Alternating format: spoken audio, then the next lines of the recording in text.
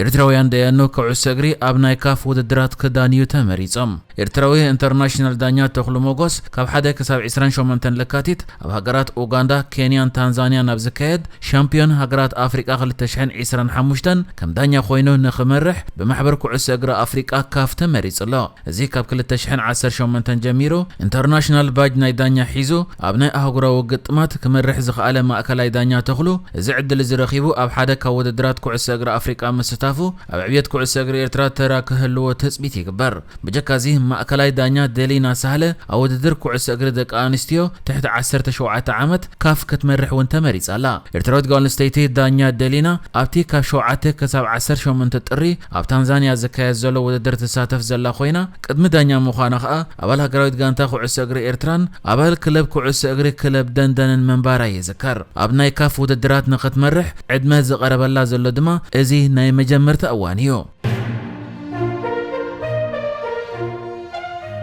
ፖሊስ ዓባይ ብሪጣንያ ተማለ 3 ድሕሪ ቀትሪ ሓምሊ ኣብ ዝመልአ ኮንተይነር ኣብ ጽዕነት መኪና ተሓቢኦም ዝጓዓዙ ዝነበሩ ሓንቲ ጓል ኣንስተይቲ እትርከቦም 7 ኤርትራውያን ከም ዝሓዘ ገሊጹ። እቶም ስደተኛታት ከቢድ ውርጭን ዛሕልን ኣብ ዝወርደሉ ናይ ኤውሮጳ ክሊማን 18 ሰዓታት ኣብታ መኪና ከም ጸንሑ ኩሎም ድማ ኤርትራውያን ምዃኖም ተገሊጹሎ። እቶም ኤርትራውያን ድማ ናብ ክፍለ ኣገልግሎት ኢሚግሬሽን ከሰጋገሩ ከለዉ እቲ ብዘይ ሕጊ ኣሰጋጊሮም ከይከውን ዝተጠርጠረ ወዲ 59 ዓመት ሞሮካዊ መራሒ መኪና ንግዚኡ ኣብ ትሕቲ ቀይዲ እኳ እንተጸንሐ ኣብ ወርሒ ሚያዝያ ናብ መደበር ፖሊስ ፓርክሳይድ ንኽምለስ ተነጊርዎ ብዋሕስ ተፈቲሑሎ። ቅድሚ ሕጂ እውን ብዙሓት ኤርትራውያን ስደተኛታት ካብ ካሊ ፈረንሳ ኣብ ናይ ጽዕነት መካይን ተሓቢኦም ብዘይ ሕጋዊ መንገዲ ናብ ዓዲ እንግሊዝ ከኣትዉ ጸኒሖም እዮም። ፖሊስ ነታ 7 ዘይ ሕጋውያን ዝበልዎም ስደተኛታት ዝጸዓነት ዓባይ መኪና ኣብ ከባቢ ኮተንሃም ካምብሪጅሻየር እዮም ረኺቦማ። ዝሓለፈ ወርሒ መስከረም ካብ ፈረንሳ ናብ ዓዲ እንግሊዝ ክሰግሩ ዝፈተኑ ኤርትራውያን ዝርከብዎም 8 ሰባት ህይወቶም ሲኢኖም እዮም። ቅድሚ ሕጂ እውን ብዓሰርታት ዝቑጸሩ ስደተኛታት ኣሳፊራ ትጓዓዝ ዝነበረት ጃልባ ብምጥሓላ 6 ህጻናትን ሓንቲ ነፍሲ ጾር ሰበይትን ዝርከብዎም 12 ሰባት ምማቶም ዝዝከር እዩ። ኣብ ዝሓለፈ ዓመታት ብማእት ኣሽሓት ዝቑጸሩ ኤርትራውያን መንእሰያት ካብ ሃገሮም እግሮም ናብ ዝመርሖም ናብ ስደት ክፈልሱ ምጽንሖም ኣህጉራውያን ትካላት ተጣበቕቲ ሰብኣዊ መሰላት ብቐጻሊ ክገልጻ ጸኒሐን እየን። ሎሞን እንተኾነ ጎረባብቲ ሃገራት ኢትዮጵያን ሱዳንን ኣብ ኩናት ሓድሕድን ግጭትን እናሃለዋ ሓያሎ ኤርትራውያን ናብአን ተሰዲዶም ገዳይ ዘይ ሕጋውያን ኣሰጋገርትን ነጋዶ ደቂ ሰብን ይኾኑ ከም ዘለዉ ዝተፈላለዩ ማዕከናት ዜናን ተጣበቕቲ ሰብኣዊ መሰላትን ዝኾኑ ትካላት ይሕብር እዮም።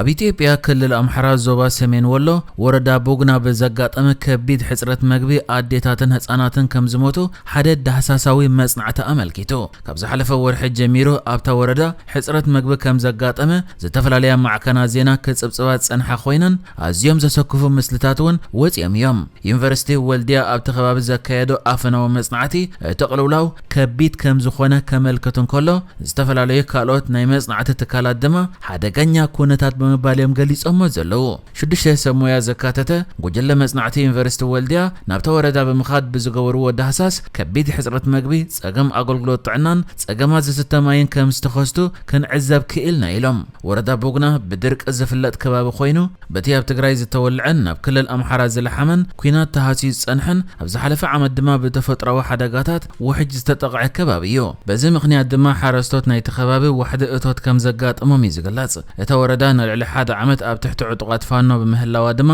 መድሃኒት ኣገልግሎትን ኣምቡላንስን ባንክን ከምኡውን ሓገዛት ሶፍትኔት ከም ዝተቋረጹ ይፍለጥ። ተፈጥሮውን ሰብ ስራሕ ሓደጋታትን ተደማሚሮም እቲ ሕብረተሰብ ንኸምዚ ዓይነት ጸገማት ክቃላዕ ገይሮም ኣለዉ ዝበለ ሓደ ኣባል ጉጅለ እቲ መጽናዕቲ ብሰንኩ ሰባት ከም ዝሞቱ ጠቒሱሎ። እቲ ሽሙ ክርቋሕ ዘይደለየ ክኢላ መጽናዕቲ ኣብቶም ዝተዓዘብዎም ከባቢታት እታ ወረዳን ጥዕና ኬላ ኣብ ዘለዎ 4 ቦታታትን ኣዴታት ትሕቲ 5 ዓመት ህጻናትን ከም ዝሞቱ ኣረጋጊጹ። 3 ህጻናት ኣብ ምምሕዳር ቆብ ክሞቱን ከለዉ ብርቆን ቅዱስ ሃርቤን ኣብ ዝተባሃለ ካልኦት 2 ምምሕዳራት ድማ 2 ህጻናት ህይወቶም ሲኢኖም። በዚ ድማ ኣብ ክልል ኣምሓራ ዞባ ሰሜን ወሎ ወረዳ ቦግና ብሰንኪ ሰብ ስርሕን ተፈጥሮአውን ሽግራት ከቢድ ሓደጋ ኣጋጢሙ ምህላው ይግለጽ ኣሎ። محبر سنفلطات إثيوبيا أب سمايات دوباو كفال إثيوبيا زترأي نجر كلاستر ميترورايت كخون كم زخيل غاليصم محبر سنفلطات هو إثيوبيا أب زوج مجلسي إتي أب دوباو معرابن كفالات إثيوبيا بفتنة زنقساقس برهان زلو أب سماي زترأي نجر سيرفر نيجلا أب هو زلو ساتلايت ويدما كالي إلكترونيكاو نجرات كخون كم زخيل ويدما ميترورايتون كخون كم زخيل أفليتم الله إتم محبر إتز تعذبنايو أملا دوباو كفال إثيوبيا بزل على فتنة أب سمايات كونج أفي ترأي بمبال تسبسيبم أب مجلس يوم إتم محبر أبتي رخبنا زلنا تنقساقس مسلتات كنعزبا كم زخالنا زوم أكوبات بالعل فتنة زونج أفو زنورو برهان زلوهم نجرات سيرفر نياب هو زلو إلكترونيكاويان نجرات ويدما ميترورايت كخونو كم زخولو قليص الله يخون بر مولو بمولو إتزاقات أما انتاي مخانا مفلاط بغربا يكاتاتلو كم زلون مرمرة بزمل كتم أكلات كجبر مخانا من حبيرة مالو كم ذكر أبز غرب أوان أب كينياون مكوني أبز بهال كبابي أم مكوكو اتبهال عادي كاب سماي حدا كلتا نتبع حموشتا مترو سنت أغيت زلوه حموشتا 100 كيلوغرام زمزن حاتسين كم زودق أي ذكر منقستي بزمل كتم تكالاتو جيرو نتزودق حاتسين مرمرة خجبرلون كله سيرفر نياب سماي زركب إلكترونيكاو نجارات كم زخونه كرقاقصن كله توسخ مرمراتات يجبر مهلاوغن حبيريو دقيمو بريزيدنتنا حبرات منقستات أمريكا نخون تمريص زلو بعلت عسران يزور حدماك آل محلا زفتسم دونالد ترامب مس بريزيدنت روسيا فلاديمير بوتين زراخبلو قوصرا كم زحزا أفريتو كنسو أب مجلسيو كنراخب يدليه ندالو خا آلنا إيلو اتمروس بريزيدنت أمريكا معس كم زراخبوغن زرزر حبريت هابن وابق قلب صحفت بريزيدنت روسيا كرملين زخنة ديمتري بيسكوفغن أمريكا بوقع مس بوتين نمرخاب آيت ألبتن كم زبله مع كنازينا روسيا حابيران اللوا ترامب عسرة طريه نوايت هاوس مستملسه كوينات يوكرين كبقع كزرارب كم زخونه مبصعات يو فلاديمير بوتين امرج امريكا نز تعوته دونالد ترامب انكو حقوسك ابزبلل اوان تبع سب كبل كم زغلوص يذكر ات بريزيدنت ترامب وايت هاوس ابزنبرل اوان بكل شنخات بشجرات تخيبو كم زنبره دما تزاريبو نيريو بوتين ترامب اب يوكرين زكاي زلو كوينات دون خبل كحجز يخيل يمبالو بوحدو قلحتا زغبو يكبل ونغليصيو دونالد ترامب ابوان غوسغواسو نتخوينات اب حدا معلت دو كبلو كم زخيل بتدغاغام كوان تغلص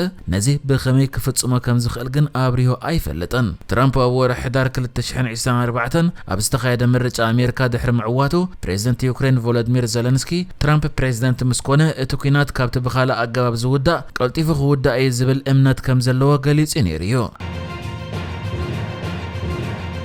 نحجز تدالو الزيناتات ازينيرو بكالك سب نرغب سلام نعخم